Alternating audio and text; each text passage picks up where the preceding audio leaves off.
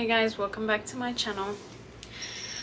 First of all, sorry if you hear the little bell in the background. That's my cat. I finally got her to wear her little collar and it has a little bell so I know where she's at in the house. Sometimes she goes quiet and don't know where she is. But the reason why I'm making this video is so hopefully I can help someone that went through what I had to go through not feel alone like I did. Even though I had a great family support system, I still felt alone in a way because I felt like nobody really knew how I actually felt going through the miscarriage. So I found comfort in watching others' stories, like what they had gone through, how they're doing now, what they did to get through it and stuff like that. I found comfort in watching those videos after I had my miscarriage. So this is why I'm making the video. So June 6th was the day that I found out that I was pregnant with my first baby. And a lot of emotions went through my head that day. And I was super excited and scared and all of the above. I've always wanted to be a mom, so that was a really special day.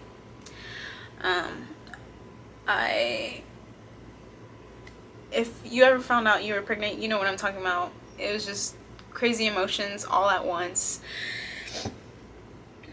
I didn't tell Martin that I was pregnant until a couple days later on June 11th. I actually wasn't going to tell him that I was pregnant until a little later, but my parents convinced me to tell him. The only reason why I wasn't going to tell him was because he sucks at keeping secrets, and he's always told me, like, as soon as we found out that we're pregnant, I'm gonna tell my friends, I'm gonna tell my family, blah blah blah. And I'm just like, no. I didn't want that. I knew that it was a hit or miss saying that you were pregnant really early on during the pregnancy, and I didn't know how far along I was, so I knew it was early, so I wanted to wait a little bit. I ended up telling my parents and my sisters first, and I told my best friend as well. I FaceTimed her. She lives in North Carolina, so I FaceTimed her and told her as well. I wasn't gonna tell anybody else until a little bit after, like I said, but I told them because I was freaking out and I didn't know what to do. And obviously my mom has had 5 of us, so she knows a little something. So I told them. My parents didn't believe that I was. I actually had to show them the pregnancy test, and I think my dad was the one that really was like kind of the most excited, and he really didn't believe me. I think he asked me like 3 times if, like, he was like, are you playing? Are you sure? Like, he kept asking me. And he had like the biggest smile on his face. It was cute.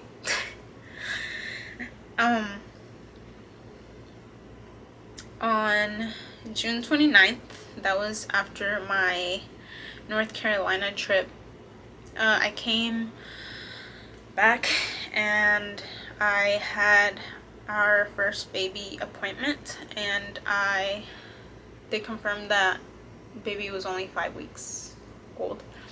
So they wanted me to go in again for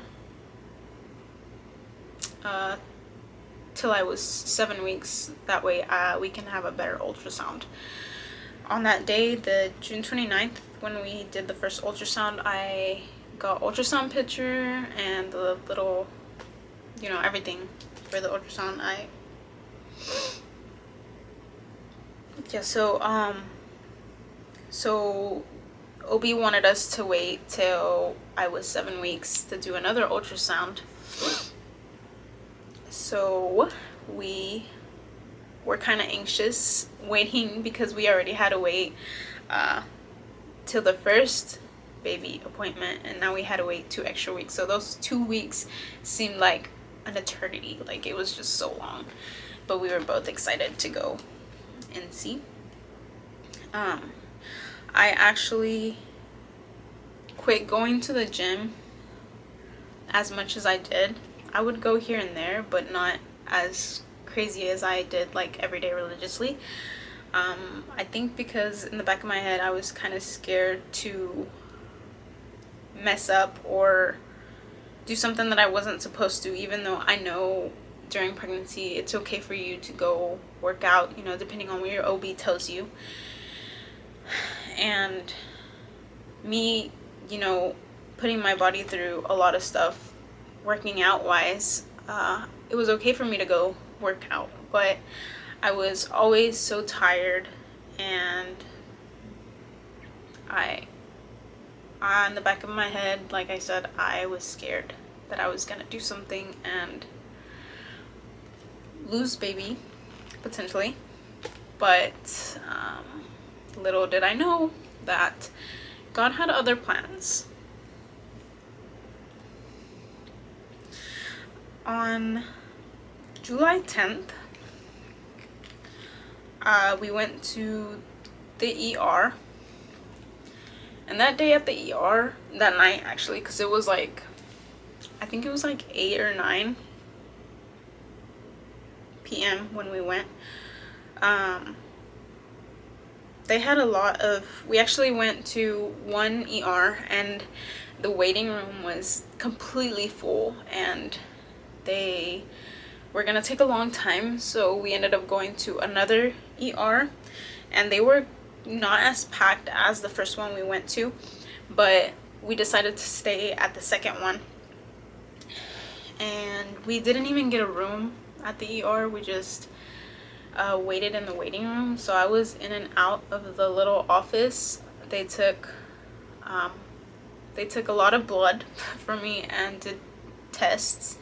I also got an ultrasound done, a vaginal ultrasound, and it felt like I was in that room for like an hour. They were just taking pictures of everything. I don't know. All I heard was like the clicking sound of, I guess, them taking pictures. So I went back to the waiting room. After I did that, they kept calling me into the office to do some more blood work. It just felt like forever. The reason why I had gone, I didn't even mention it. The reason why I had to go to the ER was because I started bleeding, and it was like heavy bleeding. So in a way, I knew that it was a miscarriage, but I didn't want to accept it. So I kept a little bit of hope and just waited till we got to the ER for them to run the test and actually tell me what it was. But after hours in the ER, it was confirmed that they said it looked like a miscarriage. They couldn't do anything for me other than tell me that, and I had to follow up with my OB as soon as I could for them to do tests and actually tell me. But the ER did tell me that I went through a miscarriage because they couldn't see anything through the ultrasound that they did. So when they told us that it was a miscarriage, they made us wait in the waiting room for, I don't know, like 30 more minutes or an hour more. And in the waiting room, I don't know, it felt like forever. And the more I waited in there, the more I just wanted to leave. I just wanted to get out of there. Because we got the news, and why did I want to sit there? I didn't want to sit there. There was new moms coming in, they had their belly, or there was people with newborns, and that was really hard to watch. Sorry.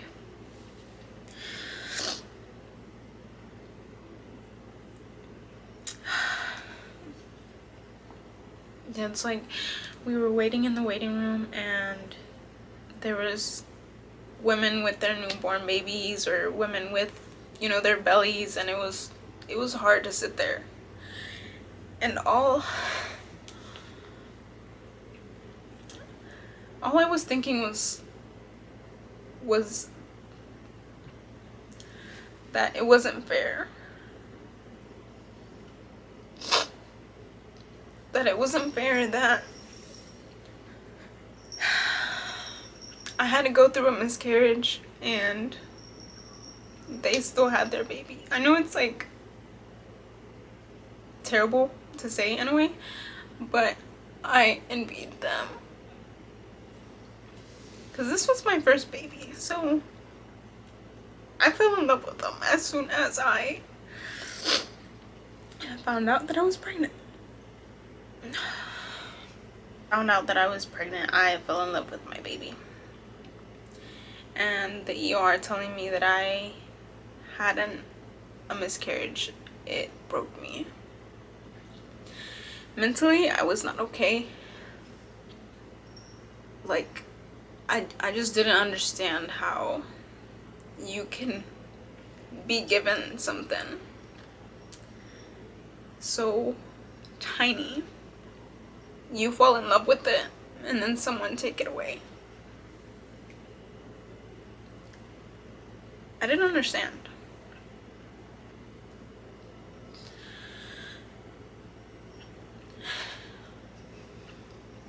I felt so alone.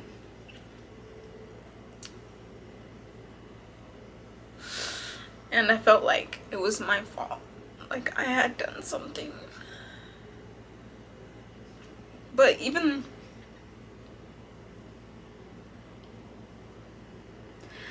like,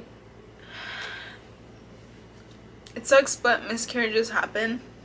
We ended up going to the house really late. I think it was like about to be 2 in the morning, if not already 2 in the morning. And my dad had talked to Martin on the phone, and I wanted to talk to my dad too, but at the moment I was still really upset, and just saying the words like miscarriage, it was really hard, and I didn't want to just be on the phone crying, so I decided not to talk to my dad while Martin was on the phone with him, until maybe like 10 minutes after he hung up. I told him, I was like, I want to talk to my dad. So Martin called him back up and handed me the phone, and as soon as my dad heard my voice, he started crying. And hearing my dad cry on the phone made me cry, and just thinking about it right now makes me feel some type of way, because I've seen my dad cry before, but like maybe once or twice in my life. But him crying for me hit me hard.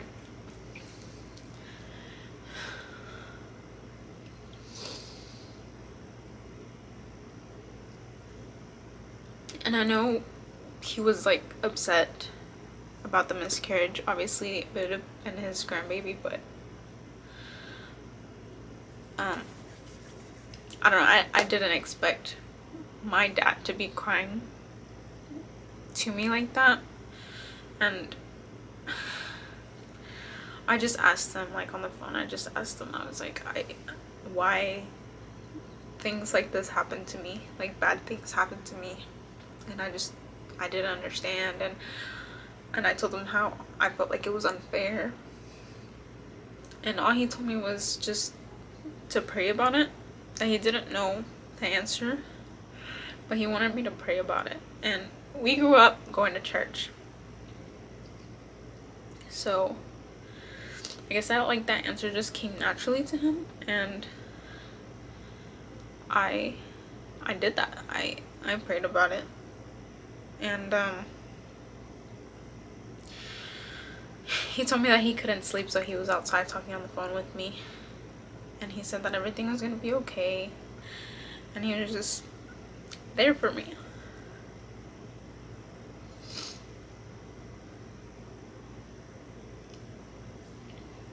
Sorry. So I ended up hanging up and going to sleep finally.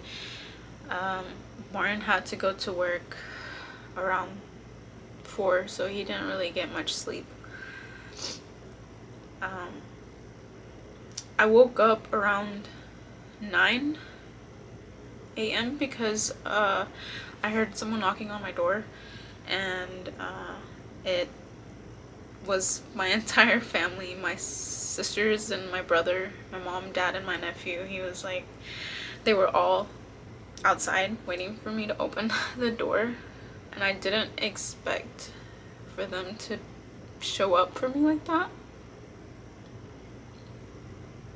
They didn't tell me that they were coming over, so it was kind of like, I was kind of surprised. And as soon as I seen my dad, I hugged him, and he started tearing up again, and I was crying. And I hugged my mom too, and she was just asking me if I had already called the OB to make an appointment, because the ER had told me that I needed to follow up with my OB. But I had just woken up, so I was gonna do that in a bit. My family showing up for me really helped take my mind off things, because them being there, it meant a lot. It meant a lot to me. So that day I ended up calling the OB, and they couldn't get an appointment for me right away, so I had to wait 3 days. So I ended up going to the OB clinic July 13th, and my OB did another vaginal ultrasound and confirmed that it was a miscarriage, and she said that I still had pregnancy tissue, and I had to take some pills that she prescribed. I don't know how to pronounce the name of the pills, but it's misoprostol pills. She prescribed 4. At first she said to take them, but then she said not to take them, and I had to actually insert them through my vagina. And she said what the pills were gonna do was, it was gonna open up my cervix and help me flush out all the pregnancy tissue I still had.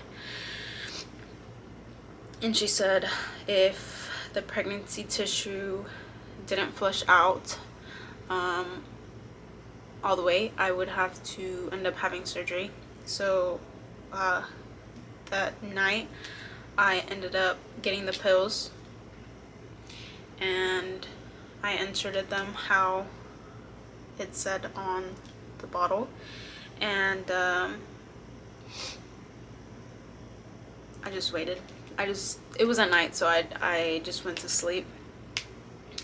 And that night I woke up at, I think it was like 3 a.m. in the morning with super bad cramps. The only way I could really describe it is like period cramps times 20. Like, it was so bad. The pain woke me up and I couldn't go back to sleep. I was so uncomfortable, and tossing and turning wasn't helping, and that pain lasted like throughout the day. So when I had gone to the restroom as soon as I woke up, it was just blood, and it looked like blood clots. But I wasn't sure what I was looking for, as in like pregnancy tissue wise. I wasn't sure if it was supposed to look like blood clots or what it was supposed to look like in general, so I didn't know. And I just had to wait a couple days till I got another appointment to go back to the OB so I can get another ultrasound.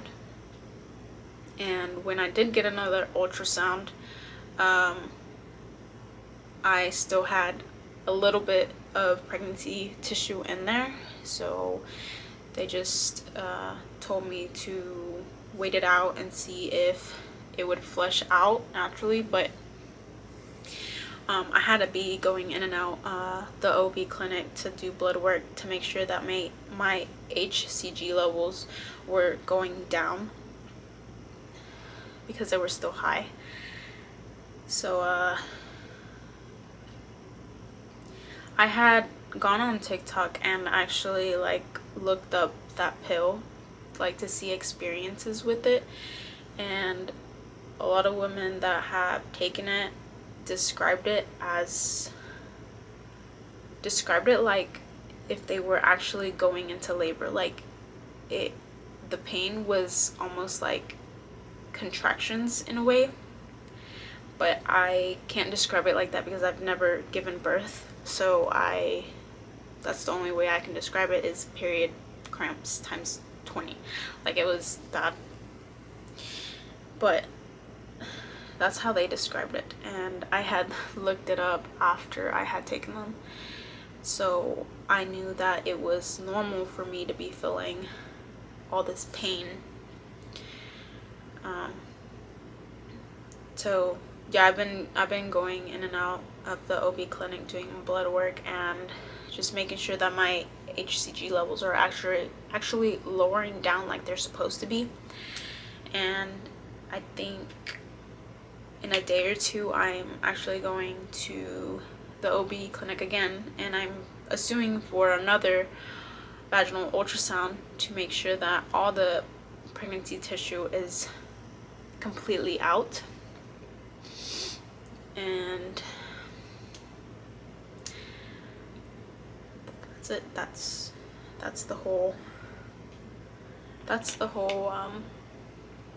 story of like what happened. My OB did say, she did tell us that that as long as I get another, like, a period, that's when we can start trying again. But I think I don't want to rush into it. I want my body to regulate and go back to how it was first, and maybe have a couple periods and make sure that everything's okay before we actually start trying for a baby. But I'm taking it day by day, and even though it's been a month now, or almost a month, I thought that maybe sharing my story would help me in a way as well, because I want to talk about baby B. That's what we started calling him. And deep down, I think I know that it was gonna be a girl. So sometimes I say she. I either say she or baby B, but deep down I knew she was gonna be a girl, so that's why I say she. We let some balloons go in memory of her, and me and Martin decided to do that every July 10th. So every July 10th we're gonna set out balloons for her. And I realize now that the way I see it now is that I feel like this happening to me was meant to make me stronger in a way. That's how I see it now. That it was meant to make me stronger in a way, and I do feel stronger in a way.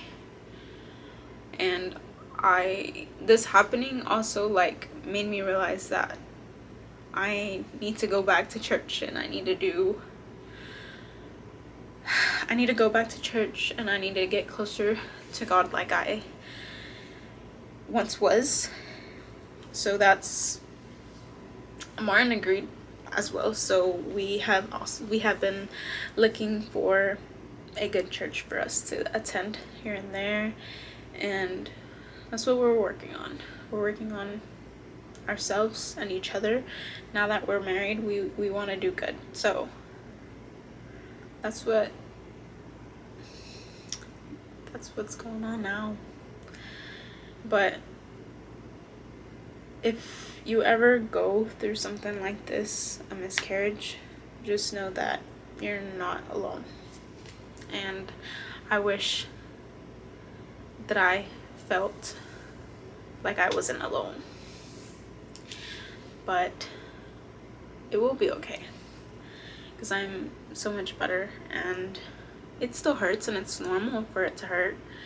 I understand that now, and I understand that it will be difficult to see,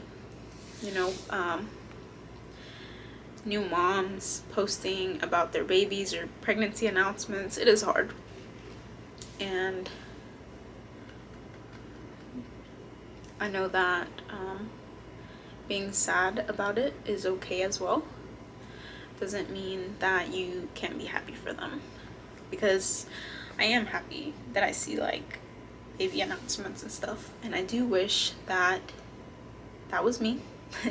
But it's not as of right now.